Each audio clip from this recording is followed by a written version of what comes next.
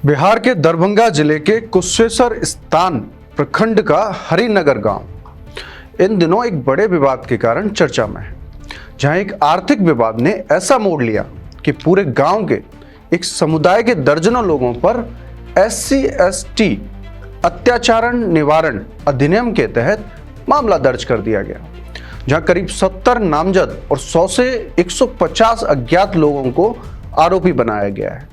वही मामला अब कानूनी ही नहीं बल्कि सामाजिक और राजनीतिक बहस का विषय भी बन चुका है। आइए आपको बताते हैं क्या है पूरा मामला। पुलिस और स्थानीय सूत्रों के अनुसार विवाद की शुरुआत लगभग 2.5 लाख रुपए के बकाया भुगतान को लेकर हुई। बताया जा रहा है कि अनुसूचित जाति समुदाय के एक व्यक्ति ने गांव के एक ब्राह्मण परिवार के लिए निर्माण कार्य किया था। मजदूरी या निर्माण भुगतान को लेकर विवाद बढ़ा और 31 जनवरी 2026 को दोनों पक्षों के बीच कहासुनी हो गई। आरोप है कि यह बहस बाद में हिंसक झड़प में बदल गई, जिसमें अनुसूचित समुदाय के व्यक्ति ने मारपीट की और ब्राह्मण परिवार के मुखिया का सर फोड़ दिया, जिसको लेकर माहौल काफी गर्म हो गया और बदला लेने के लिए अनुसूचित जाति समुदाय के लोगों ने पुलिस में शिकायत दर्ज कराई कि उनके साथ मारपीट की गई है, जाति सूचक शब्दों का प्रयोग किया गया है और उन्हें निशाना बनाया गया है। शिकायत के आधार पर पुलिस ने SC/ST एक्ट सहित कई धाराओं में FIR दर्ज की, जिसमें करीब 70 लोगों को नामजद आरोपी बनाया और साथ ही 100 से अधिक अज्ञात लोगों को भी शामिल किया गया, जिसके आधार पर पुलिस ने कार्रवाई करते हुए अब तक करीब 16 व्यक्तियों को गिरफ्तार किया और उनसे पूछताछ जारी है। वहीं आपको बता दें, अनुसूचित जाति के व्यक्ति द्वारा दर्ज FIR में कई ऐसे भी नाम हैं जो वहां नहीं रहते हैं और बाहर दूसरे राज्यों में कमाने के लिए गए हुए हैं।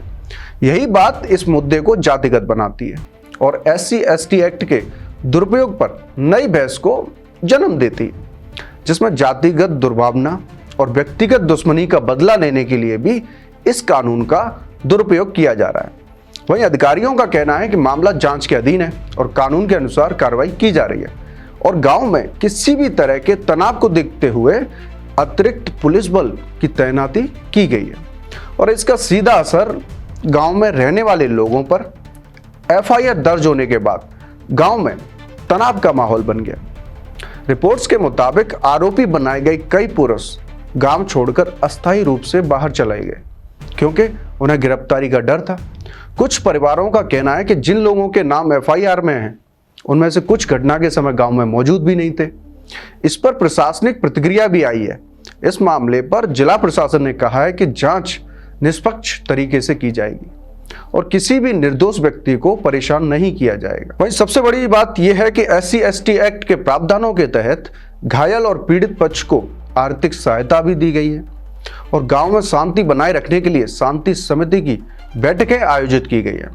लेकिन वहीं आपको बता दें, यह मामला अब राजनीतिक बहस का विषय बन चुका है, जहां कुछ नेताओं ने कहा है कि SC/ST एक्ट का दुरुपयोग नहीं होना चाहिए क्योंकि इससे सामाजिक सौहार्द प्रभावित हो सकता है। वहीं दूसरी ओर दलित संगठनों का कहना है कि यह कानून अनुसूचित जाति और जनजाति समुदाय को सुरक्षा देने के लिए बना है और अगर अत्याचार हुआ है तो सख्त कार्रवाई होनी चाहिए। लेकिन एक समाज को किसी उद्देश्य से प्रेरित होकर कानूनों का दुरुपयोग नहीं करना चाहिए।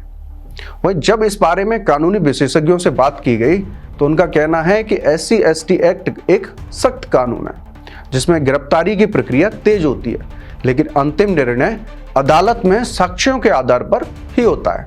यानी भारत में कानून व्यवस्था है और सभी का उसमें विश्वास भी है, तो न्यायालय जो भी फैसला लेगा वो सभी पक्षों और उपलब्ध साक्ष्यों के आधार पर लिया जाएगा। और अगर वर्तमान स्थिति की बात की जाए तो मामला अभी न्यायिक प्रक्रिया में है जब तक अदालत की ओर से अंतिम फैसला नहीं आ जाता। जहां एक आर्थिक विवाद से शुरू हुआ यह मामला अब कानूनी और सामाजिक रूप से संवेदनशील बन चुका है।